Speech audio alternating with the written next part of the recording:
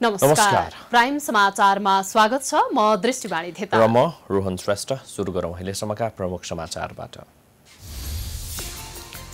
काठमाडौँमा 2 सहित पछिल्लो 24 घण्टामा थप 4 जना कोरोना संक्रमितको मृत्यु, 338 जना संक्रमित थपिए। अस्पतालहरूमा बेड, आईसीयू र भेन्टिलेटरको अभाव। कोरोना भाइरस संक्रमणको जोखिमप्रति सरकारी निकायदेखि सर्वसाधारणसम्म उदासीन। स्वास्थ्य परीक्षण गराउने नाममा अस्पतालहरूमा हजारौंको भीड। विवादको भुमरीमा रुमलिएको नेकपा र कांग्रेसको महाधिवेशन निर्धारित समयमा नहुने संकेत। विभाग नियुक्तिका कारण कांग्रेसमा भाँड भैलो, पौडेल पक्ष आक्रोशित।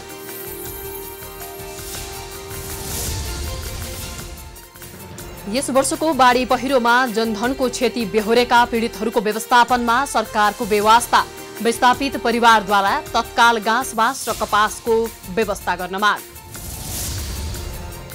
प्रधान न्यायाधीश जबराको कारण न्याय सम्पादन सन्तोषजनक हुन नसकेको नेपाल बार एसोसिएसनको ठहर। न्यायपालिकाभित्रको विसङ्गति विकृति हटाउन असफल भएको आरोप।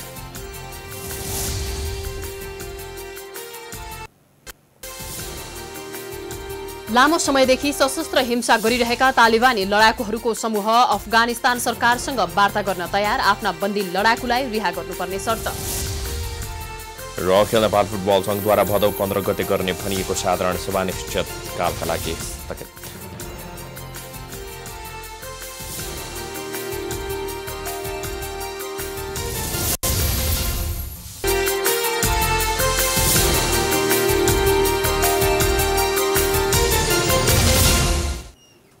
अब समाचार विस्तारमा। उपत्यकाका नगरपालिकाहरूले भदौ 15 गतेसम्म सार्वजनिक यातायात सञ्चालनमा रोक लगाउनुपर्ने माग गरेका छन्। उपत्यका नगरपालिकाका फोरमले सोमबार काठमाडौँमा पत्रकार सम्मेलन गर्दै कोरोना संक्रमण बढेको भन्दै सार्वजनिक यातायात सञ्चालनमा रोक लगाउन र अन्य सवारी साधनमा जोर बिजोर प्रणाली लागू गर्न माग गरेको हो। फोरमले 3 हप्तासम्म अत्यावश्यक बाहेकका सेवा प्रवाह बन्द गर्न पनि माग गरेको छ।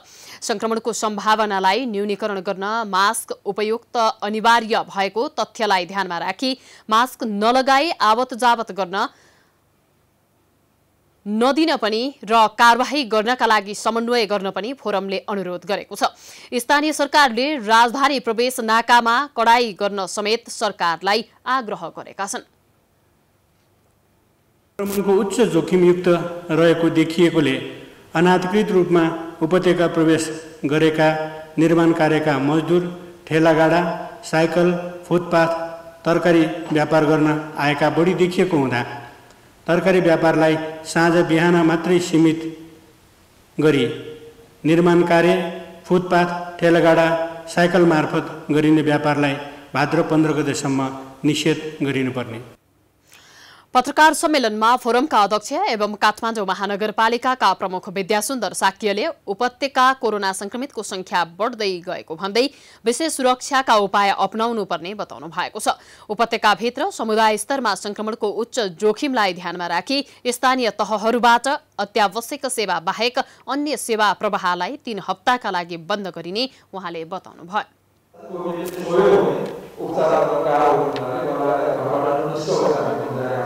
तर सामाजिक सुरक्षाको लागि उहाँको घरका नवीकरण गर्ने श्रमभित्र गर्नुपर्ने भनेर नयाँ कार्यविधि जसले आएको छ त्यो संस्थाहरूमा सुन्दै हुनुहुन्छ। उहाँको धेरै संस्थामा याद गर्नु होला।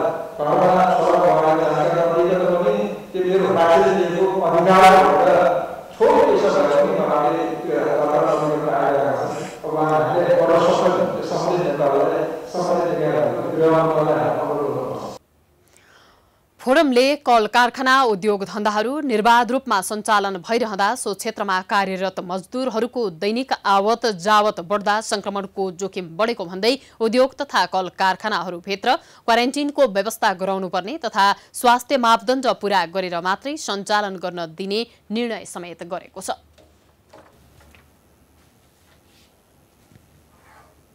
कोरोना भाइरस संक्रमणका कारण आज थप 4 जनाको मृत्यु भएसँगै मृत्यु हुनेको संख्या 79 पुगेको छ। पछिल्लो 24 घण्टामा नेपालमा 338 जनामा कोरोना भाइरस संक्रमण पुष्टि भएको छ भने कुल संक्रमितको संख्या 23,310 जना पुगेको छ। सरकारले संक्रमणको जोखिम बढेको भन्दै आकस्मिक बाहेकका सेवाका लागि अस्पताल नजान सुझाव दिएको छ। कोरोना भाइरसका कारण मृत्यु हुनेको संख्या 79 जना पुगेको छ। पछिल्लो 24 घण्टामा 4 जना मृतक थपिएका हुन्। मृत्यु हुनेमा काठमाडौँका 2 जनाका साथै बाँके र पर्साका 1-1 जना रहेको स्वास्थ्य तथा जनसङ्ख्या मन्त्रालयले जनाएको छ। जिल्ला बाँके कोहलपुर नगरपालिका वडा नम्बर 2 बस्ने 70 वर्षीय एक महिलाको नेपालगञ्ज मेडिकल कलेज कोहलपुरमा मिति 2077 साउन 25 गते दिउँसो 3:10 जाँदा दुःखद निधन भएको छ। उहाँ उच्च रक्तचापको बिरामी हुनुहुन्थ्यो र यसै गरी साउन 23 गते नेपालगञ्ज मेडिकल कलेज उहाँ नै भर्ना हुनुभएको थियो। र अर्को पर्सा जिल्ला बेदियारी गाउँपालिका वार्ड नम्बर 15 बस्ने वर्ष 45 की एक महिलाको मिति 77 साउन 25 गते बिहान 4 बजे नारायणी अस्थायी कोभिड अस्पतालमा दुःखद निधन भएको छ। अर्को काठमाडौँ जिल्ला काठमाडौँ महानगरपालिका 10 मध्य बानेश्वर बस्ने 76 वर्षीय एक पुरुषको मिति 2077 साउन 26 गते बिहान 10:15 बजे मेडिकेयर अस्पतालमा निधन भएको छ। यसै गरी काठमाडौँ जिल्ला कीर्तिपुर नगरपालिका ट्याङ्लाफाट बस्ने 64 वर्षीय एक पुरुषको पनि मिति 2077 साउन 26 गते बिहान 5:42 निधन भएको छ। यसरी निधन हुनेको संख्या जम्मा 79 पुगेको छ। पछिल्लो 24 घण्टामा काठमाडौँ उपत्यकामा 44 जना कोरोना भाइरस संक्रमित थपिएका छन्, जसमा काठमाडौँ उपत्यकामा 36 तथा ललितपुर र भक्तपुरमा 4-4 जना रहेका छन्। सोमबारको नियमित प्रेस ब्रिफिङमा स्वास्थ्य तथा जनसङ्ख्या मन्त्रालयका प्रवक्ता डाक्टर जागेश्वर गौतमले काठमाडौँ उपत्यकामा 44 सहित देशभर 338 जना कोरोना संक्रमित थपिएको जानकारी दिए। पछिल्लो 24 घण्टामा 8,432 जनाको कोरोना परीक्षण गरिएको थियो। यो सँगै देशभर कोरोना संक्रमितको कुल संख्या 23,310 जना पुगेको छ। त्यस्तै पछिल्लो 24 घण्टामा 140 जना संक्रमित निको भएर घर फर्किएका छन् भने हालसम्म निको हुनेको कुल संख्या 16,493 जना पुगेको छ। यो सँगै अब सक्रिय संक्रमितको संख्या 6,738 रहेको छ। 500 भन्दा माथि उपचाररत संक्रमितहरू भएका जिल्लाहरूमा पर्सा, रौतहट, महोत्तरी र काठमाडौँ रहेको छ।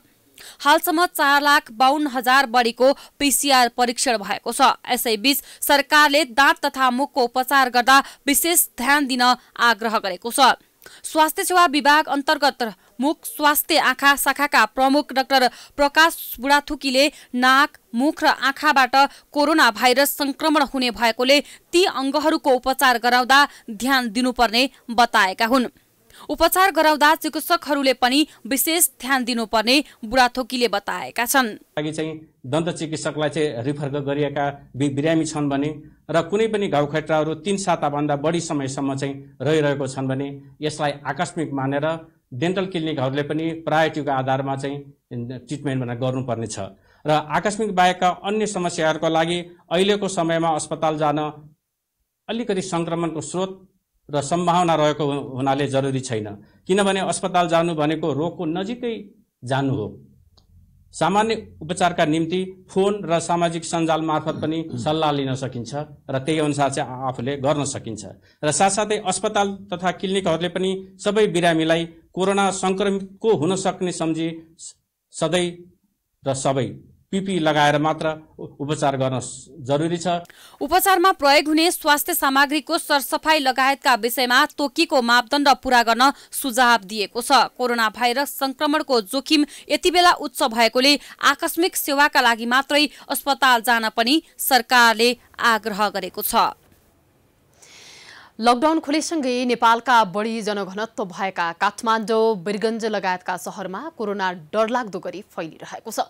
लक्षणसहितका संक्रमित धमाधम थपिन थालेसँगै अस्पतालहरूमा बेड, आइसियु र भेन्टिलेटरको अभाव देखिएको छ।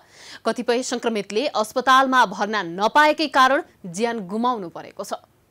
नेपालमा लकडाउन खुलेसँगै दिनहुँ 300 देखि 400 जना नयाँ संक्रमित थपिने गरेका छन् भने एकै दिनमा 5 जना सम्मले ज्यान गुमाएका छन्। सोमबार मात्रै 338 जना नयाँ संक्रमित थपिँदा 4 जनाको मृत्यु भएको छ, जसमध्ये 2 जना काठमाडौँका हुन् भने 1 जना वीरगञ्ज र 1 जना नेपालगञ्जका हुन्। साउन 7 गते लकडाउन खुलेपछि मात्रैको हिसाब गर्ने हो भने नेपालमा पछिल्लो 20 दिनमा 5300 भन्दा धेरै संक्रमित थपिएका छन् भने 39 जनाको मृत्यु भएको छ। ताकि लकडाउनको अवधिभर 120 दिनमा 17,994 जना संक्रमित भएका थिए भने 40 जनाले ज्यान गुमाएका थिए। यो तथ्याङ्कले के देखाउँछ भने नेपालमा लकडाउनपछि कोरोनाको संक्रमण मात्रै फैलिएको छैन, मृत्युदर समेत अत्यास लाग्ने गरी बढेको छ। यो अवस्था नियन्त्रणमा लिनका लागि सरकारले सबै खाले काम छाडेर कोरोनातर्फ ध्यान केन्द्रित गर्नुपर्नेमा विज्ञहरू जोड दिन्छन्। उनीहरूका अनुसार निजी अस्पतालहरूलाई प्रयोग गर्ने, परीक्षण समुदाय स्तरमा व्यापक बनाउने, बेड, आइसियु र भेन्टिलेटरको संख्या बढाउने काममा सरकारले ध्यान दिन जरुरी छ। अहिले त युद्ध भइसक्यो, एक्सनमा जानु पर्यो त ज्यान जोगाइदिनुस्, औषधि चाहे औषधि दिनुस्, भेन्टिलेटर चाहे भेन्टिलेटर दिनुस्, अस्पताल चाहे अस्पताल दिनुस्। जो गरिबले गरिबको लागि व्यवस्था गरियोस्, धनी छ जहाँ जान चाहन्छ, जहाँ उसले पैसा खर्च गर्न सक्छ त्यो ठाउँमा लिदिन पर्यो। अब अहिले पनि प्राइभेटका अस्पतालहरूले कोभिड छ हामी त लिँदैनौँ, हामीलाई अरू बिरामी आउँदैन, हाम्रो आर्थिक अवस्था सुक्छ भनेर ठुल्ठुलो अस्पतालका म्यानेजमेन्टका मान्छे मलाई नै भनेको हुन्। डरके मारे कोभिड छ भने भन्दै नभन, हल्लै नगर, यस्तो किसिमको मानसिकता लिएर कसरी सञ्चालन गर्ने उहाँले बुझ्नु नै भएको छैन। नेपालमा बेड, आइसियु र भेन्टिलेटरको अवस्था नाजुक छ। अधिकांश शहरमा रहेका कोभिड अस्पतालका बेडहरू भरि भराउ छन्। आइसियु र भेन्टिलेटर समेत करिब प्याक अवस्थामा छन्। देशभरिका कोभिड अस्पतालमा जम्मा 160 वटा मात्रै भेन्टिलेटर छन् भने आइसियु बेडको संख्या 409 छ। यही गतिमा लक्षण सहितका संक्रमित बढ्दै जाने हो भने धेरै बिरामीको आइसियु र भेन्टिलेटरले नपाएर मृत्यु हुने जोखिम बढेको छ, जुन कुरा स्वास्थ्य मन्त्रालय आफै पनि स्वीकार गर्छ। सामान पाउन संसारभरि गाह्रो भएको अवस्थामा मागेर जो गरेर जसरी भए पनि ल्याएर जोडेका छौँ। अब यसले केही समय थेक्छ, हामीले संक्रमण रोकथाम गर्न सकेनौँ, हामीले अस्पतालमा यसलाई उपचार गर्न कति क्षमता बढाउने अथवा कति भयो भने हामीले सबैलाई बचाउन सक्छौँ भनेर सोचिरहने हो भने त्यो पाटोमा बढी फोकस हुने हो भने पक्कै पनि हामीले त्यहाँबाट चाहिँ प्रतिफल धेरै ल्याउन सक्दैनौँ। हामीले रोकथामबाटै बढी प्रतिफल ल्याउन सक्ने हो। एकातिर सरकारी अस्पतालमा बेड, आइसियु र भेन्टिलेटरको अभाव छ भने अर्कातिर निजी अस्पतालहरूले कोरोनासँग मिल्दोजुल्दो लक्षण भएका बिरामी भर्ना नै लिँदैनन्, जसका कारण वीरगञ्जमा शनिबार एक 20 वर्षीय युवतीको 7 वटा अस्पताल धाउँदा समेत भर्ना नपाएपछि बाटोमै मृत्यु भयो। अवस्था यस्तो गम्भीर बन्दै जाँदा समेत सरकारले निजी अस्पतालहरूलाई कसरी प्रयोग गर्ने र स्वास्थ्य सामग्री कसरी पर्याप्त ल्याउने भन्ने विषयमा ध्यान नै नदिएको भन्दै विज्ञहरूले स्वास्थ्य मन्त्रालयको आलोचना गरेका छन्। कोरोना भाइरस संक्रमण दिन प्रतिदिन बढिरहेको छ, तर स्वास्थ्य सतर्कताका मापदण्ड पालना भएका छैनन्। सम्भवतः काठमाडौँको टेकु अस्पताल मुलुककै सबैभन्दा धेरै जोखिमयुक्त क्षेत्र हुन सक्छ, तर त्यहाँ दैनिक हजारौंको संख्यामा पुग्ने सर्वसाधारणले सतर्कता अपनाएका भने छैन।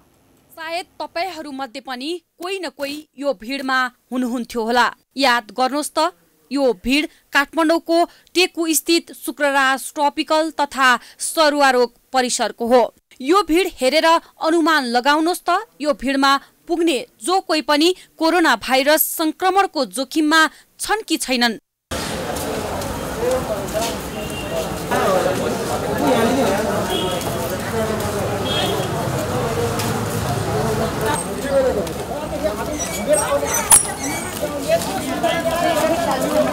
सरकारले पटक पटक आह्वान र सचेत गराएको छ कि सामाजिक दूरी कायम गरौं, भिडभाड नगरौं, कम्तीमा 2 मिटर दूरी कायम गरौं।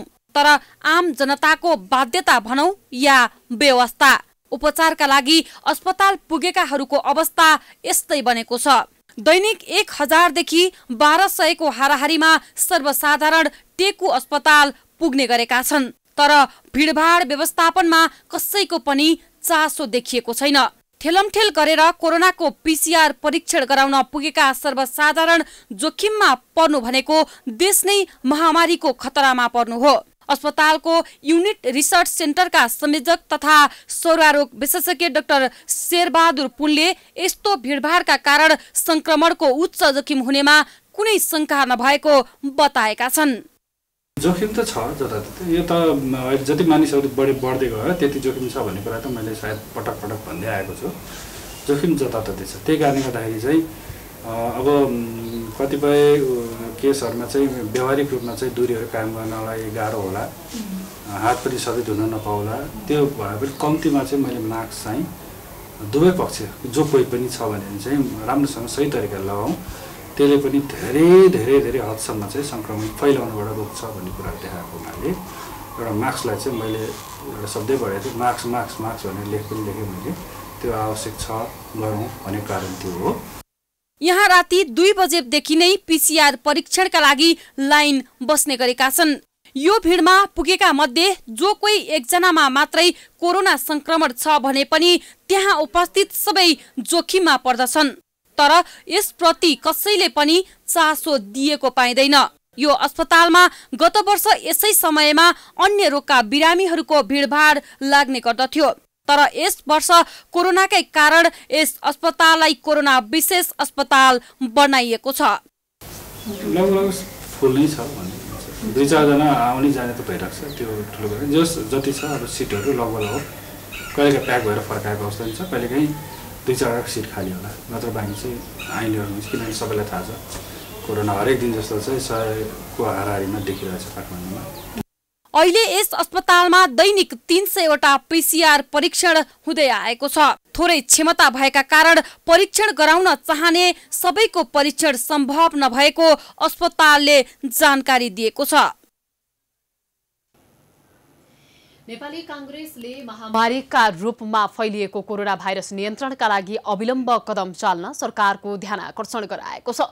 कांग्रेसको कोभिड-19 अनुगमन समितिले सोमबार सानेपामा पत्रकार सम्मेलन गर्दै सरकारलाई कोरोना नियन्त्रणका लागि गर्नुपर्ने कार्यका बारेमा विभिन्न 13 बुँदे सुझाव समेत दिएको छ।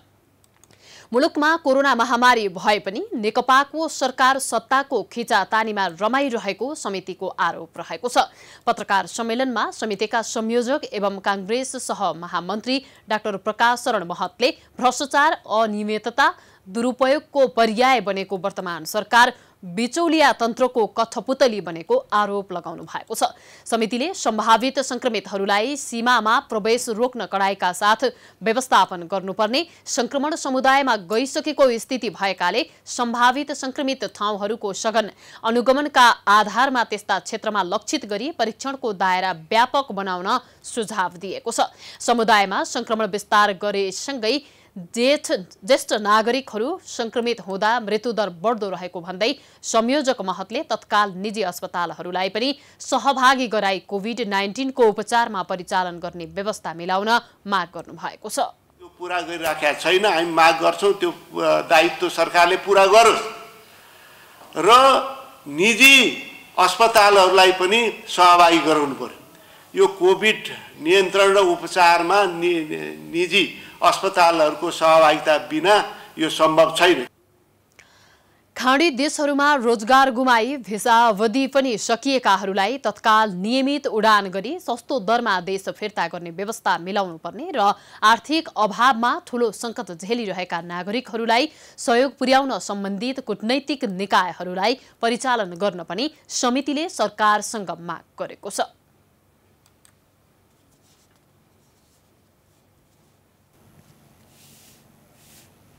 समाचारको सिलसिला जारी छ, हामी विश्राम पछि आउँछौं।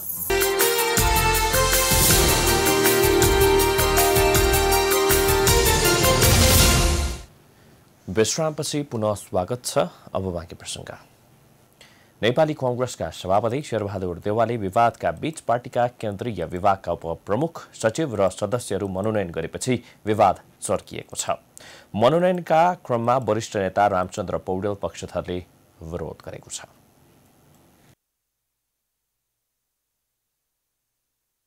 महाधिवेशनको मिति घोषणा भइसकेको अवस्थामा विभाग गठनको औचित्य नभएको भन्दै वरिष्ठ नेता रामचन्द्र पौडेल पक्षले विभाग गठनको विरोध गरेका छन्। सभापति शेरबहादुर देउवाले गरेको विभाग गठन कांग्रेस पार्टीकै विधानको विरुद्ध भएको कांग्रेस नेताहरूको आरोप छ। पार्टीको विधान अनुसार केन्द्रीय विभागको गठन महाधिवेशन सम्पन्न भएको 6 महिनाभित्र गठन गरिसक्नुपर्ने व्यवस्था छ। तर सभापति देउबाले आफै विधान मिचेको र पार्टी चलाउनेले नै विधि र विधान नमान्ने हो भने यसले समस्या निम्तिने खतरा बढेर गएको कांग्रेस नेता चन्द्र भण्डारीले बताए। कि विधिले देश चलाउने, विधिले पार्टी चलाउने, सरकारमा बस्दा संविधान मान्ने, पार्टीमा बस्दा पार्टी विधान मान्ने उत्तरदायित्व पनि उहाँले नै लिनुभएको छ। तसर्थ उहाँले जुन अहिले गठन गरिरहनु भएको छ विभागहरू, त्यो उहाँले 2 महिना अधिवेशन भएको 2 महिनामा उहाँले गर्ने हो। अहिले महाधिवेशनको समय तालिका घोषणा गरिसकेपछि यसले महाधिवेशनलाई प्रभाव पार्ने भएको कारणले यो विधान त यो गर्न मिल्दैन भन्ने हामीहरूको धारणा हो। सभापति देउबाले 4 वर्षको कार्यकालमा गठन नगरेको विभागलाई महाधिवेशनको कार्यतालिका घोषणा भएपछि मात्रै गर्नुलाई महाधिवेशनलाई प्रभावित पार्ने उद्देश्य भएको भन्दै कांग्रेस नेता रामचन्द्र पौडेल पक्षहरूले आरोप लगाएका छन्। सभापति देउबाले एकलौटी रूपमा 20 वटा विभाग गठन गरेकोमा अहिलेसम्म 13 वटा विभागमा सदस्यहरू मनोनयन समेत गरिसक्नु भएको छ। अहिलेसम्म विभाग प्रमुख बाहेक 501 जना सदस्यहरू देउबाले मनोनयन गरिसक्नु भएको छ। देउबाले थप 7 वटा विभागलाई पूर्णता दिने तयारीमा जुटेको बताइएको छ। सभापति देउबाले हालसम्म पूर्णता दिएका केन्द्रीय विभागमा पार्टीका वरिष्ठ नेता रामचन्द्र पौडेल समूहले भने सहभागिता जनाएका छैनन्। सो समूहले कांग्रेसको 13औं महाधिवेशन सम्पन्न भएको 6 महिनाभित्र गठन गरिसक्नुपर्ने केन्द्रीय विभाग अहिले 14औं महाधिवेशनको कार्यतालिका अघि बढिसकेपछि निर्वाचन आचार संहिता विपरीत गठन गरिएको जनाउँदै विरोध गर्दै आएका छन्। कांग्रेसको 13औं महाधिवेशन 2072 साल फागुन 20 गतेदेखि 23 गतेसम्म भएको थियो। यसै वर्ष प्रमुख 2 ठूला दल नेपाल कम्युनिस्ट पार्टी र नेपाली कांग्रेसको महाधिवेशन गर्ने भनिएको छ। नेकपाको चैत्रमा र कांग्रेसको फागुनमा मिति तोकिएको छ, तर दुवै दलको महाधिवेशन अन्यलमा परेको छ। पहिलो महाधिवेशनको मिति तोकेको सत्तारूढ दल नेकपा यति बेला चरम संकटमा छ। विवादै विवादको भुवनीमा फसेको नेकपाका अध्यक्षद्वय केपी ओली र पुष्पकमल दाहाल बीचको भेटवार्ता हुन सकेको छैन। न सचिवालय बैठक बस्न सकेको छ, न सुरु भएर बीचैमा रोकिएको स्थायी कमिटी बैठक अघि बढ्न सकेको छ। नेतृत्व तहमा चुलिएको विवाद समाधान गर्न केन्द्रीय समिति बैठकको माग भए पनि त्यसलाई लत्याइएको छ। पार्टी नै फुट्ने हो कि भन्ने अवस्था सृजना भएपछि सांसदहरूले नेतृत्वलाई दबाव दिन हस्ताक्षर अभियान सुरु गरिसकेका छन्। यस्तो अवस्थामा आगामी चैत अन्तिममा गर्ने भनिएको महाधिवेशन अन्यलमा परेको हो। नेकपाले अहिलेसम्म महाधिवेशनको प्रक्रिया सुरु गर्न समेत सकेको छैन। तल्लो तहसम्म अधिकांश संरचना लथालिङ्ग अवस्थामा रहेको नेकपाले चैतमा महाधिवेशन गर्न सक्छ भन्नेमा नेताहरू नै विश्वस्त छैनन्। महाधिवेशन भनेपछि त्यसको संगठनात्मक पक्ष, सैद्धान्तिक राजनीतिक पक्ष, वैचारिक पक्ष सबै पक्षहरू योसँग जोडिएको हुन्छ। ती विषयहरूमा तल कार्यकर्तासम्म पुगेर त्यसको चाहिँ पहिला दस्तावेज तयार गर्नु पर्यो। दस्तावेजहरू लिएर, विचारहरू लिएर, मतहरू लिएर तल जानु पर्यो। बैठकहरू पटक पटक चाहिँ बैठक गरेर समस्याको समाधान गर्नुपर्ने, त्यो हुन सकेको छैन। त्यस कारणले अहिले नै चाहिँ यो मुक्सिरमै महाधिवेशन सम्भव छैन। अलिकति समय लाग्छ महाधिवेशनलाई भन्ने लाग्छ। प्रमुख प्रतिपक्षी दल नेपाली कांग्रेसको अवस्था पनि संकटपूर्ण नै छ। आगामी फागुन 7 देखि 10 गतेसम्म गर्ने भनिएको 14औं महाधिवेशन अन्यलमा परेको छ। कोरोना महामारीको कारण देखाए पनि सभापति शेरबहादुर देउबा र वरिष्ठ नेता रामचन्द्र पौडेल पक्षधरको लडाईका कारण महाधिवेशन निर्धारित समयमा नहुने खतरा बढ्दै गएको छ। देउबा र पौडेल सभापति पद हत्याउनका लागि जस्तोसुकै कदम चाल्न पछि नपर्ने अवस्थामा छन्। अहिलेका सभापति देउबाले आगामी महाधिवेशनमा आफू बलियो बन्नका लागि विधान विपरीत अहिले विभिन्न विभागमा नियुक्ति गरिरहेका छन्, जुन विधान विपरीत छ। देउबाले आफू सभापति जित्ने निश्चित भएपछि मात्रै महाधिवेशन गर्ने रणनीति लिएको देखिन्छ। तर देउबा निकट नेताहरूले कोरोनालाई कारण बनाउँदै निर्धारित मितिमा महाधिवेशन हुन नसक्ने बताएका छन्। अहिले पनि हामी अनिश्चित छौँ। यस्तो बेलामा अब कोरोना भाइरस महामारी चाहिँ गुणात्मक रूपले बढ्दै गयो र यो चाहिँ समुदाय तहमा, पारिवारिक तहमा, घर टोलमै पुग्यो भने अब यो काबु बाहिरको परिस्थिति हुन्छ। यसलाई छिटै नै योबाट निस्किन पाइयो, निकास दिन पाइयो भने केही महिनाभित्रमा आन्तरिक कार्यतालिकाहरूको हेरफेर गरेर फागुन 7 देखि 10 मार्गदर्शन निश्चित रूपमा गर्न सुनिश्चित गर्दछौँ। तर काबु बाहिरको परिस्थिति आयो भने स्वाभाविक हिसाबले नै सक्नुपर्ने हुन्छ, सार्नुपर्ने हुन सक्छ।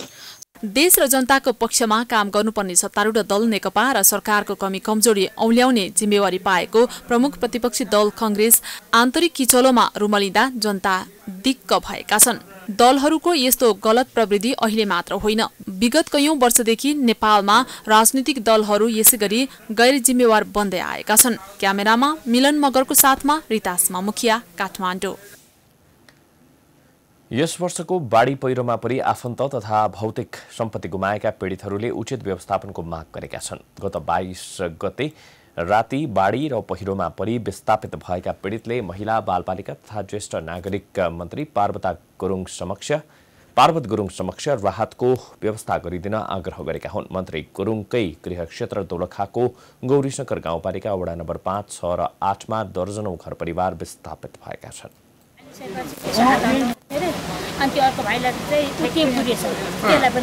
खाना खाएर यता आइसकेपछि तपाईँको 15-20 मिनट पछि चाहिँ नि पहिरो आइगयो। तपाईँको ठुलो आयो नि, अब ठेक्नु नसक्ने पानी भयो अनिखेर, अनि त्यसको लागि हामी भाग्यो। न त हामीले त्यति बेला मार्ने रहेछन्, हामीले पनि मार्ने रहेछ त्यति बेला। बाढी पहिरो प्रभावित क्षेत्रको स्थलगत अवलोकन गरी पीडितको उद्धार, राहत तथा बसोबास व्यवस्थाका लागि पहल गर्नु भएको छ। स्थानीयको राहत तथा बसोबास व्यवस्थापनका लागि मन्त्री गुरुङ आफै प्रभावित क्षेत्रको स्थलगत अवलोकनका लागि पुग्नु भएको हो। सो क्रममा जिल्ला दैवी प्रकोप समिति तथा त्यहाँका सबै स्थानीय तहका प्रमुखहरू सहित प्रभावित क्षेत्रमा पुगेका गुरुङले पहिरो प्रभावित टुनीटार, गुरुम्फी लगायतका स्थानीय पीडितलाई भेटेर छलफल गर्नु भएको थियो। बाढी र पहिरोमा परि कालिन्चोक गाउँपालिका वडा नम्बर 8 सुनखानीका 28 वर्षीय सुरेश शिवाकोटीको मृत्यु भएको थियो भने ठूलै धनजनको क्षति भएको थियो। नेपाल बार एसोसिएसनले प्रधान न्यायाधीश चौलेन्द्र शमशेर जबराको भूमिकाको कारण न्याय सम्पादन सन्तोषजनक हुन नसकेको ठहर गरेको छ। सोमबार नेपाल बार एसोसिएसनले पत्रकार सम्मेलनको आयोजना गरी प्रधान न्यायाधीशले न्याय सम्पादनमा व्यावहारिक भूमिका निर्वाह गर्न नसकेको निष्कर्ष निकालेको हो। अध्यक्ष चण्डेश्वर श्रेष्ठद्वारा हस्ताक्षर गरिएको 17 बुँदे ध्यानाकर्षण पत्रमा न्यायपालिका भित्रको विसङ्गति विकृति हटाउन प्रधान न्यायाधीश असफल भएको आरोप लगाइएको छ। बारले प्रधान न्यायाधीश झिना मसिना कुराहरूमा अल्झिरहनुले जनताले चाहेको खास कुराको समाधान हुन नसकेको समेत बताएको छ। बारले 1 महिनाभित्रै विद्युतीय स्वचालित प्रणाली मार्फत पेशी तोक्ने व्यवस्था गर्न, न्यायाधीश नियुक्तिको सम्बन्धमा न्याय परिषद ऐन 2073 को दफा 4 को व्यवस्था कार्यान्वयन गर्न र बारले यस सम्बन्धीमा विशेष ध्यानाकर्षण हुन समेत आग्रह गरेको छ। यस्तै अदालतमा नियुक्ति भएका केही न्यायाधीशहरूमा पदानुकूलको अनुभव तथा ज्ञानको अभाव रहेको गुनासो आएकाले त्यसलाई पहिचान गरी न्याय परिषदमा हाजिर गराई प्रशिक्षण, तालिम र अध्ययनको उचित व्यवस्था गर्न समेत माग गरेको छ। न्याय क्षेत्रभित्रका विसङ्गति, विकृति, बिचौलिया र भ्रष्टाचार नियन्त्रण गर्न बारको प्रतिनिधि सम्मिलित विशेष संयन्त्र गठन गर्न समेत आग्रह गरेको छ। यस्तै वरिष्ठ अधिवक्ताको उपाधि आफू खुसी वितरण नगर्न समेत माग गरिएको छ। यसैगरी न्यायाधीश र नेपाल बार एसोसिएसनको पदाधिकारीको सम्पत्ति पारदर्शी रूपमा छानबिन गरी सार्वजनिक गर्ने व्यवस्था मिलाउन समेत माग गरिएको छ। अदालतमा राष्ट्रिय तथा अन्तर्राष्ट्रिय गैर सरकारी संस्थाको प्रवेश र प्रभावलाई नियन्त्रण गर्न समेत बार एसोसिएसनले माग गरेको छ। सरकारले देशको मुख्य प्रशासनिक केन्द्र सिंहदरबारभित्र कोरोना परीक्षणलाई तीव्रता दिएको छ। काठमाडौँ उपत्यकामा संक्रमितको संख्या बढ्दै गएपछि सोमबार सिंहदरबारस्थित संघीय मामिला तथा सामान्य प्रशासन मन्त्रालयमा रहेका कर्मचारीको स्वाब संकलन गरिएको हो। संक्रमण बढ्दै गएको भन्दै सिंहदरबार प्रवेशमा पनि कडाई गरिएको छ। काठमाडौँ उपत्यकामा कुल संक्रमितको संख्या 1200 नागेको छ। यसअघि सिंहदरबारभित्र विभिन्न मन्त्रालयका बढी जनसम्पर्कमा रहने कर्मचारीको नामावली संकलन गरी स्वाब संकलन गरिएको थियो। जिल्लामा प्रशासन कार्यालय बाराको मूल गेटमा आज नेविसङ आबद्ध विद्यार्थी तथा प्रहरी बीच झडप भएको छ। वीरगञ्जको पछिल्लो स्वास्थ्य अवस्था सुधार तथा अस्पतालहरूको लापरवाहीको विरोधमा जिल्ला प्रशासन कार्यालय पर्साको मूल गेटमा धरना दिइरहेका नेविसङका विद्यार्थी तथा नेताहरू बीच प्रहरीसँग झडप भएको हो। झडपको क्रममा 1 दर्जन भन्दा बढी विद्यार्थी नेताहरू घाइते भएका छन्। धरनामा बसेका नेविसङका ठाकुराम बहुमुखी क्याम्पसका एकाइ समितिका विद्यार्थीहरू घाइते भएका हुन्। वीरगञ्जमा सर्वसाधारणले उपचार नपाएरै मर्नु परेको भन्दै नेविसङले 6 बुँदे माग राखी धरना बसेको थियो। उनीहरूले नारायणी अस्पताललाई जर्नल सेवा सुविधा सहित सर्वसाधारणलाई खुल्ला गर्नुपर्ने, अस्पतालहरूले भर्ना नगर्दा उपचार नपाएर मृत्यु भएका परिवारलाई न्याय तथा उचित क्षतिपूर्ति दिनुपर्ने, दोषी अस्पताललाई कडा भन्दा कडा कारबाही गर्नुपर्ने लगायतका माग राखेको बताएका छन्।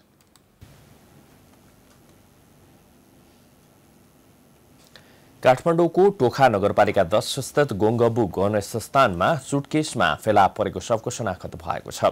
सुटकेसमा भेटिएको शव दाङका कृष्णबहादुर बोहराको भएको महानगरीय प्रहरी कार्यालयले जानकारी दिएको छ। मृतक काठमाडौँको नयाँ बजार स्थित एक गार्मेन्टमा कार्यरत रहेको बताइएको छ। यसअघि शवको शनाखत हुन नसकेपछि प्रहरीले मृतकको तस्विर सार्वजनिक गरेको थियो। गोङ्गबु चोक नजिकै अन्दाजी 40 देखि 45 वर्षका पुरुषको टाउको र खुट्टा बिनाको शव भेटिएको थियो। कुकुरको सहयोगमा प्रहरीले सुटकेसभित्र शव भेटिएको ठाउँभन्दा करिब 300 मिटर पर जेब्रा झोलाभित्र टाउको र खुट्टा फेला पारेको थियो। आइतबार बिहान 7 बजे गोङ्गबुका स्थानीयले सडक छेउमा फालिएको सुटकेसबाट रगत बगेको देखेपछि प्रहरीलाई खबर गरेका थिए। अपराध महाशाखा र काठमाडौँ प्रहरीले हत्याबारे अनुसन्धान गरिरहेको छ। प्रविधिको प्रयोग र ह्युमन इन्टेलिजेन्स दुवै विधिबाट अनुसन्धान गरिरहेको महानगरीय अपराध महाशाखाले जनाएको छ। यसपटकको शैक्षिक वर्ष अस्तव्यस्त हुने भएको छ। वैशाखदेखि सुरु हुने शैक्षिक सत्र कोरोना भाइरसको महामारीका कारण अझै सुरु हुन सकेको छैन। सरकारले लकडाउन अन्त्यको घोषणा गरेपछि भदौ 15 गतेदेखि शैक्षिक गतिविधि सुरु गर्ने तयारी गरे पनि पुनः अन्यल सृजना भएको छ। सामान्य अवस्थामा वैशाख पहिलो साता विद्यार्थी भर्ना अभियान सुरु हुन्थ्यो, तर कोरोना महामारीका कारण चैत्र 11, 2076 देखि देशभरका सम्पूर्ण स्कुल, कलेज तथा शैक्षिक संस्थाहरू बन्द छन्। कोरोना संक्रमणको दर बढिरहेकाले यसपालि शैक्षिक सत्र कहिले सुरु हुने भन्ने बारे अहिले पनि यकिन छैन। नयाँ शैक्षिक सत्र बारे अन्यलता कायमै छ। सरकारले विद्यालय भर्ना भदौ 15 गतेबाट लिन सकिने निर्णय गरेको थियो, तर अहिले उक्त निर्णय पनि कार्यान्वयन हुने अवस्थामा छैन। दिन प्रतिदिन कोरोना भाइरस संक्रमण फैलिन थालेपछि विद्यालय सञ्चालन गर्नै नमिल्ने अवस्था देखिएको छ। शिक्षा, विज्ञान तथा प्रविधि मन्त्रालयले विद्यालय पूर्ण सञ्चालन कार्य ढाँचा बनाएको छ। अन्तर मन्त्रालयगत छलफल भइरहेको छ। शैक्षिक सत्र 2077 मा विद्यालय सञ्चालन के कसरी गर्ने भन्ने बारे शैक्षिक सत्र मिलान गर्नका लागि दीपक शर्माको संयोजकत्वमा कार्यदल गठन गरिएको छ। उक्त कार्यदलले एकपटक मात्रै छलफलको लागि सम्बन्धित पक्षहरूलाई बोलाएको छ। विद्यालय सञ्चालन सम्बन्धी विभिन्न स्तरमा छलफल भइरहेको शिक्षा तथा मानव विकास स्रोत केन्द्रले जनाएको छ। हामीले असार अवस्था एकातिर छ भने विद्यार्थीको भर्ना गर्ने, विद्यार्थीहरूलाई पाठ्यपुस्तकहरू उपलब्ध गराउने र पढाइको वातावरण तयार गर्ने उद्देश्यका साथ भाद्र 1 गतेबाट विद्यालयको भर्ना लगायतको कार्यक्रमहरू सुरुवात गर्ने निर्णय भयो। निजी विद्यालयहरूले पनि सरकारले उचित विकल्प तयार बनाइदिन्छ कि भन्ने अपेक्षा गरेका छन्। अहिलेको अवस्थाबारे मन्त्रालयलाई सबै जानकारी गराइसकेकाले सोही अनुसार योजना ल्याएर शिक्षा क्षेत्रलाई थप सङ्कटमा जानबाट जोगाउनु पर्ने विद्यालय सञ्चालकहरू बताउँछन्। अब स्वास्थ्य सुरक्षाको संवेदनशीलतालाई हेरेर राज्यले जे भन्छ हामीले त त्यही मान्ने हो, किनभने राज्यले यस विषयमा केही भन्नु पर्दाखेरि स्वास्थ्यविदहरूको सल्लाह पनि लिने होला, अनि संक्रमणको अहिलेको जोखिमको स्थिति अनि संक्रमणको प्रभावका विषयहरूलाई पनि हेर्ने होला। त्यसैकारण राज्यले नभनिकन हामीले आफ्नो किसिमले विद्यालय खुल्छ अथवा खुल्न पर्छ भन्ने अहिले स्थिति छैन।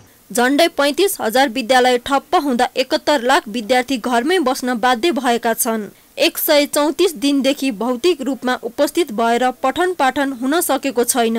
केही दिन निजीले अनलाइन कक्षा सञ्चालन गरेको बताए पनि त्यो प्रभावकारी देखिएको छैन। क्यामेरामा मिलन मगरको साथमा गीताञ्जली अधिकारी, काठमाडौँ। समाचारको सिलसिला जारी छ। हामी विश्राम पछि आउँछौँ। विश्राम अघि मुख्य समाचार पुनः एकपटक। काठमाडौँमा 2 सहित पछिल्लो 24 घण्टामा थप 4 जनामा कोरोना संक्रमितको मृत्यु। 338 जना संक्रमित थपिए। अस्पतालहरूमा बेड, आइसियु र भेन्टिलेटरको अभाव। कोरोना भाइरस संक्रमणको जोखिमप्रति सरकारी निकायदेखि सर्वसाधारणसम्म उदासीन। स्वास्थ्य परीक्षण गराउने नाममा अस्पतालहरूमा हजारौंको भिड। विवादको भुमरीमा रुमलिएको नेकपा र कांग्रेसको महाधिवेशन निर्धारित समयमा नहुने संकेत। विभाग नियुक्तिका कारण कांग्रेसमा भाड फैलो। पौडेल पक्ष आक्रोश।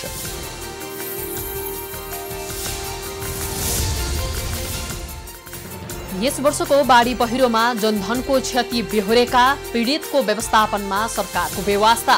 विस्थापित परिवारद्वारा तत्काल गाँसबास र कपासको व्यवस्था गर्न माग। प्रधान न्यायाधीश जबराको कारण न्याय सम्पादन सन्तोषजनक हुन नसकेको नेपाल बार एसोसिएसनको ठहर। न्यायपालिकाभित्रको विसङ्गति विकृति हटाउन असफल भएको आरोप। लामो समयदेखि सशस्त्र हिंसा गरिरहेका तालिबानी लडाकुहरूको समूह अफगानिस्तान सरकारसँग वार्ता गर्न तयार। आफ्ना बन्दी लडाकुलाई रिहा गर्नुपर्ने शर्त। र अखिल नेपाल फुटबल संघद्वारा भदौ 15 गते गर्ने भनिएको साधारण सभा निश्चितकालका लागि स्थगित।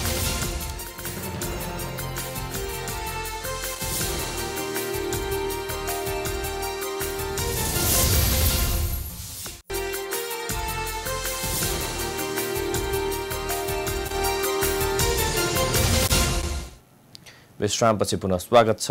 अब बाँकी प्रसङ्ग। आज साउन महिनाको अन्तिम सोमबार भगवान पशुपतिनाथ लगायत देशभरका शिवालयमा श्रद्धालुहरूले श्रद्धापूर्वक भगवान शिवको पूजापाठ गरेका छन्। साउन महिनाको हरेक सोमबार व्रत बसेर शिवको पूजा गर्दै आएका महिला तथा पुरुषहरूले आज विधिपूर्वक व्रत समापन गरेका छन्। साउनको सोमबार भगवान शिवको प्रिय बार भएकाले महिनाभरि हिन्दू नारीहरूले नुहाई धुवाई गरी चोखो भएर व्रत बस्ने गर्छन्। व्रतालु महिला रातो, हरियो, पहेँलो वस्त्र लगाएर चुरापोतेमा सजिएर शिवालयमा पुग्ने गर्दछन्। यसपटक कोरोना संक्रमणको भय भएकाले विगतमा जस्तो मन्दिरमा खासै चहल पहल थिएन। मन्दिर नखुले पनि व्रतालु महिलाहरूले आफ्नो मनोकांक्षा पूरा होस् भन्दै टाढैबाट पूजाआजा गरेका छन्। विवाहित महिलाहरूले आफ्नो श्रीमानको सुस्वास्थ्य र दीर्घायुको कामना गर्दै र अविवाहित महिलाहरूले सुयोग्य वरको कामना गरी व्रत बस्ने गर्छन्। व्रतहरू बर्छ्यौने लिने गरेको छ। यस्तै अब घरमा शान्ति होस्, सबैलाई सुख शान्ति होस् भनेर, श्रीमानको आयु बढोस् भनेर त्यही नै हो। सुख शान्ति प्राप्त होस्, त्यही त हो नि, स्वास्थ्य लाभको लागि। श्रीमानको सुख शान्ति होस्, घरमा शान्ति होस्, आफ्नो भएको परिवारलाई एकदम राम्रो होस् भनेर गर्ने हो।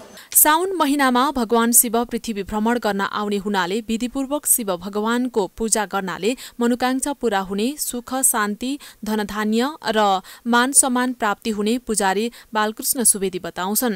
काठमाडौँको सुन्दरी जलबाट ल्याइएको जल पशुपतिमा चढाएर पूजापाठ गरी व्रतको समापन गरे सोचेको कुरा पूरा हुने उनको भनाइ छ। जसले नखाइकन साउनको सोमबारमा निशी भजन गरिकन भगवानको सेवाको आराधना गर्छ भने अपुत्र लभते पुत्र निर्धन धनवान भवेत्।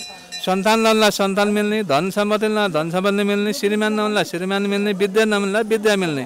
आविद्यो लभते विद्यम विद्यमिति धर्मविदो। जे जे चिताए त्यही फल मिल्ने भएको हुनाले यो व्रत गर्नु, शिवको आराधना गर्नु, अनि भगवानको चाहिँ भक्तिभाव गर्नु, कीर्तन गर्नु, भजन गर्नु एकदम चाहिँ परिमार्जन चाहिँ मुख्य मानिन्छ। त्यसकारणले श्रावण महिनामा यस कारणले गर्दाखेरि यो व्रत मानिन्छ। विगतका वर्षमा 3 लाखको हाराहारीमा भक्तजन पशुपतिमा दर्शन गर्न आउने गरेका थिए। यसपटक भने कोरोना संक्रमणका कारण भक्तजनको चहल पहल निकै कम थियो। संक्रमणको भय कम नभएसम्म चाडबाडमा यो प्रभाव परि नै रहने देखिन्छ। क्यामेरामा सुमन निरौलाको साथमा रितासमा मुखिया, काठमाडौँ। अब आर्थिक समाचार।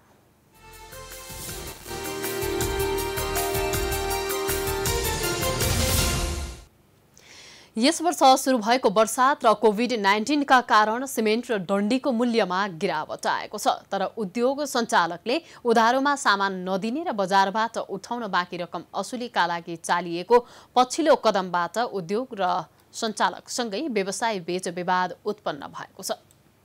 वर्षातको समय आउनु अगाडि नै देशमा कोरोना भाइरसका कारण लकडाउन गरिएपछि प्राय सबै निर्माण कार्य रोकिएको छ।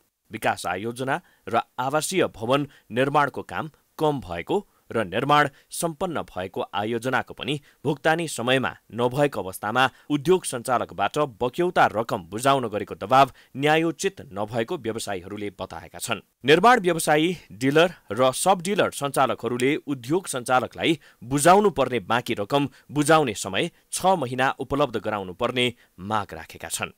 उद्योग सञ्चालकहरूले अहिले सबै क्षेत्र विषम परिस्थितिबाट समस्यामा परेकोले दुवै पक्षको जित हुने गरी व्यवसाय सञ्चालन गर्ने रणनीति लिएको गोयन्का ग्रुपले जनाएको छ।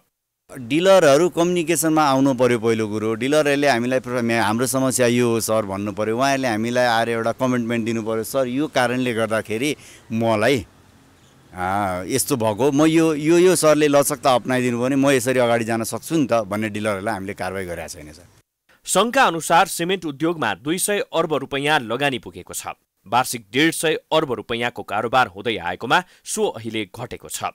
निर्माण कम्पनी वा कर्पोरेट ग्राहकलाई कम्पनीले उधारो दिनुपर्ने भएमा अनिवार्य रूपमा ब्याङ्क ग्यारेन्टी वा एलसी ली मात्रै दिनुपर्ने व्यवस्था गरेको छ। तर बिजनेस कन्सल्टेन्ट सुनिल कार्की भने कोरोनाका कारण समयमा निर्माण कार्य ठप्प भएको र बिल भुक्तानी समेत नभएकोले उद्योग सञ्चालकले बढीमा 6 महिना बक्यौता रकम बुझाउने समय उपलब्ध गराउनु पर्ने बताउँछन्।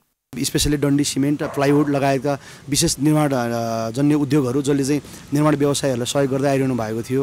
राज्यले पनि उद्योगीहरूलाई केही सुविधा दिएको छ, मोराटोरियम पिरियड दिएको छ। अब लोनलाई चाहिँ रिस्ट्रक्चरिङ गर्ने, रिक्यापिटलाइज गर्ने लगायतका ब्याज छुटहरूदेखि लिएर सबै दिएको छ। त्यो सुविधाहरू चाहिँ क्लाइन्टलाई पनि, निर्माण व्यवसायलाई पनि, डिलरलाई पनि, उत्पादकहरूले केही ट्रान्सफर सुविधा गर्नुभयो भने र उहाँहरूलाई भुक्तानी गर्ने पिरियड पनि 6 महिनादेखि 9 महिनाको पिरियड बढाइदिएर हैन त्यो किस्ताबन्दीमा तिर्ने सुविधा दिनुभयो भने निर्माण व्यवसाय पनि ठूलो राहत चाहिँ हुन्थ्यो। कोभिड-19 प्रकोपले लकडाउन खोलेपछि सिमेन्ट उत्पादन सुरु गरेका उद्योगले उत्पादन 80% कटौती गरेको जनाएका छन्। उत्पादित सिमेन्टले बजार नपाएपछि 20% क्षमतामा मात्रै उत्पादन भइरहेको सिमेन्ट उत्पादक संघले जनाएको छ। संघले पुरानो रकम नबुझाउनेमाथि कालो सूचीमा राख्ने भन्ने विषयमा उद्योगी बीचमै सहमति समेत हुन नसकेको अवस्था रहेको छ। संघका अनुसार अहिले मुलुकमा 61 सिमेन्ट उद्योग छन्। तीमध्ये 40 ग्राइन्डिङ र 21वटा एकीकृत उद्योग छन्। संघका अनुसार नेपालमा सिमेन्ट उद्योगको क्षमता करिब 1.5 करोड टन पुगेको छ। बजारमा वार्षिक 1 करोड टन खपत हुन्छ। क्यामेरामा मिलन मगरका साथ रोशन कार्कीको रिपोर्ट। अब अन्तर्राष्ट्रिय समाचार।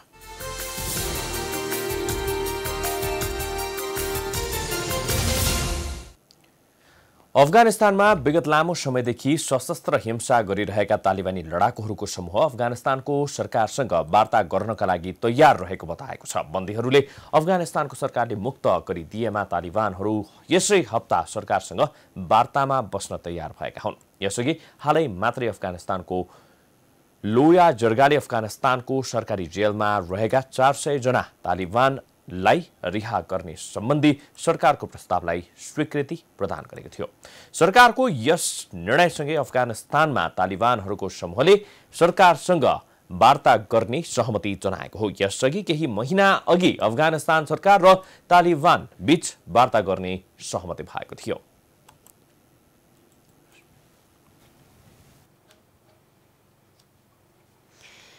भारतका पूर्व राष्ट्रपति प्रणब मुखर्जीलाई कोरोना भाइरसको संक्रमण देखिएको छ। मुखर्जीले सामाजिक सञ्जाल ट्विटर मार्फत आफूलाई कोरोना भाइरस संक्रमण भएको जानकारी दिएका छन्। अरू नै समस्याले जोचाउन अस्पताल गएका बेला कोरोना परीक्षण पनि गर्दा पोजिटिभ रिपोर्ट आएको उनले बताएका छन्। 84 वर्षीय मुखर्जीले पछिल्लो साता आफ्नो सम्पर्कमा आएका सबैलाई कोरोना परीक्षण गर्न र आइसोलेसनमा बस्न सुझाव दिएका छन्। उनी अहिले अस्पतालमा रहेका छन्। मुखर्जी सन् 2012 देखि 17 सम्म भारतका राष्ट्रपति रहेका थिए। यसअघि भारतीय गृहमन्त्री अमित शाहलाई पनि कोरोना भाइरस संक्रमण पुष्टि भएको थियो। उनको उपचार भइरहेको छ। त्यसैगरी भारतका अभिनेता अमिताभ बच्चन र उनको परिवारका सदस्यलाई पनि संक्रमण भएको थियो। बच्चन परिवार उपचारपछि निको भइसकेको छ।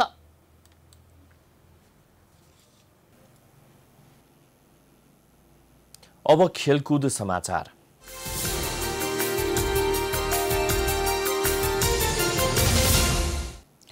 कोरोना भाइरसको महामारीको असर नेपालमा झन बढेपछि अखिल नेपाल फुटबल संघ एन्फाले भदौ 15 गते गर्ने भनेको एन्फाको साधारण सभा अनिश्चित समयका लागि स्थगित गरेको छ।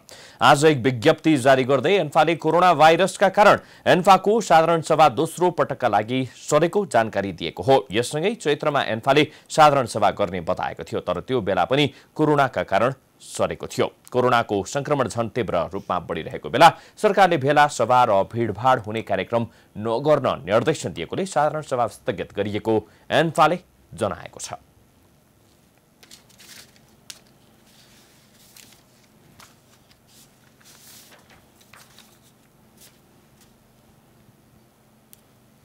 यो सँगै हामी समाचारको अन्त्यमा आइपुगेका छौं। जाँदा जाँदै प्रमुख समाचार पुनः एकपटक। काठमाडौँ उपत्यकामा 2 सहित पछिल्लो 24 घण्टामा थप 4 जना कोरोना संक्रमितको मृत्यु। 338 जना संक्रमित थपिए। अस्पतालहरूमा बेड, आईसीयू र भेन्टिलेटरको अभाव। कोरोना भाइरस संक्रमणको जोखिमप्रति सरकारी निकायदेखि सर्वसाधारणसम्म उदासीन। स्वास्थ्य परीक्षण गराउने नाममा अस्पतालहरूमा हजारौंको भिड। विवादको भुमरीमा रुमलिएको नेकपा र कांग्रेसको महाधिवेशन निर्धारित समयमा नहुने संकेत। विभाग नियुक्तिका कारण कांग्रेसमा भाँड भैलो। पौडेल पक्ष आक्रोशित।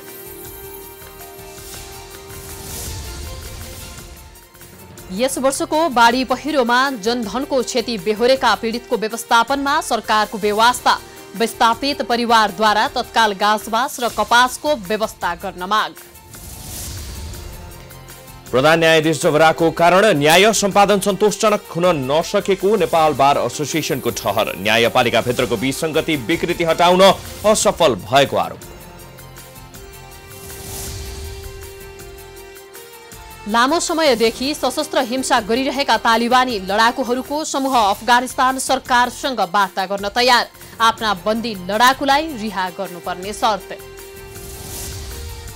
र अखिल नेपाल फुटबल संघद्वारा भदौ 15 गते गर्ने भनिएको साधारण सभा अनिश्चित कालका लागि स्थगित।